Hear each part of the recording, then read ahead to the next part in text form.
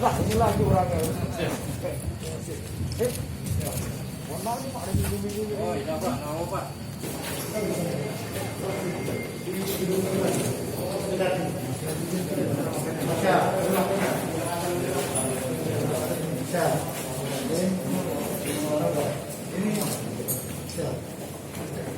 Karena gedung barang kecil.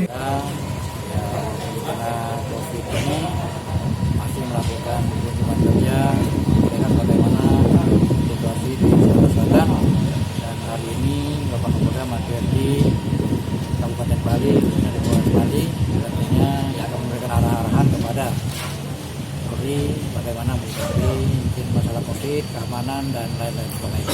Ada harapan sendiri, Pak?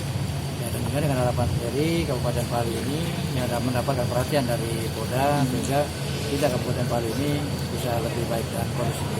Oke, makasih Pak Bupati. Uang. Kan Polres Palabang bersama dengan Polres Oki itu bangunannya baru, sehingga saya ingin melihat kondisi Polres tersebut. Nah, sebelum nanti diresmikan penggunaan bangunannya.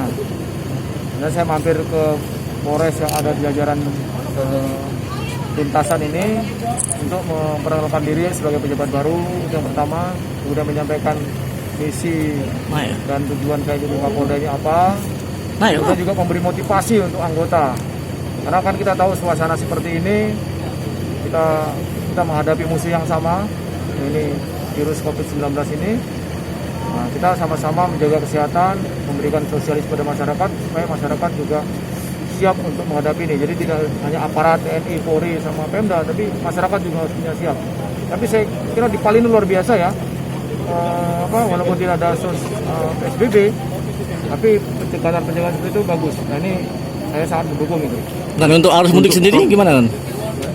Untuk arus mudik sendiri apa tetap berlaku? Mudik kan kita ada penyekatan ya di luar tol itu sementara sih masih normal. Kalau memang yang tidak, tetap kita akan pemeriksaan kesehatan.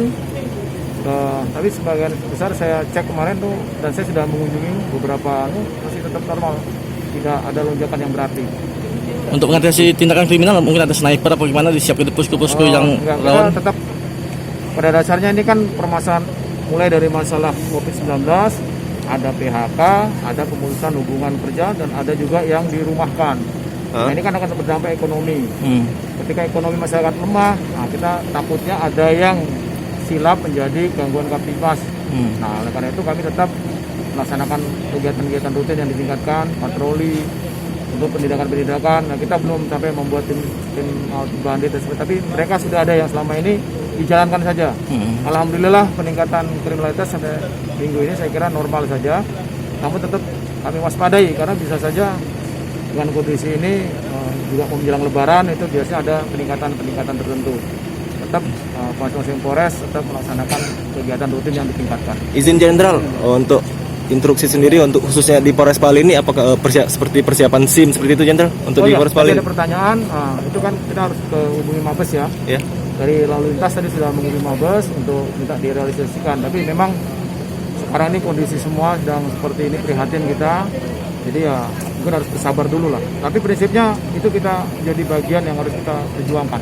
Itu benar ya. Terima kasih Jenderal untuk penekanan untuk Polres sendiri kalau di protokol COVID seperti apa? Ya, ini anggota polisi itu kan juga masyarakat.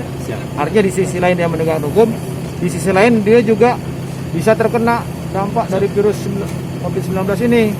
Oleh karena itu, selain dia mensosialisasikan kepada masyarakat, dia juga harus menjaga dirinya supaya tetap sehat. Nah, kalau posisinya sakit, siapa yang akan menjaga ini? Nah, saya bilang jaga dua. Pertama, daya tahan tubuh, mungkin dengan olahraga ringan, apalagi di bulan puasa. Yang kedua adalah menjaga psikologis yang bersangkutan, gembira, senang, jangan stres. Nah, dengan seperti itu kita bisa melayani masyarakat dengan baik. Gimana?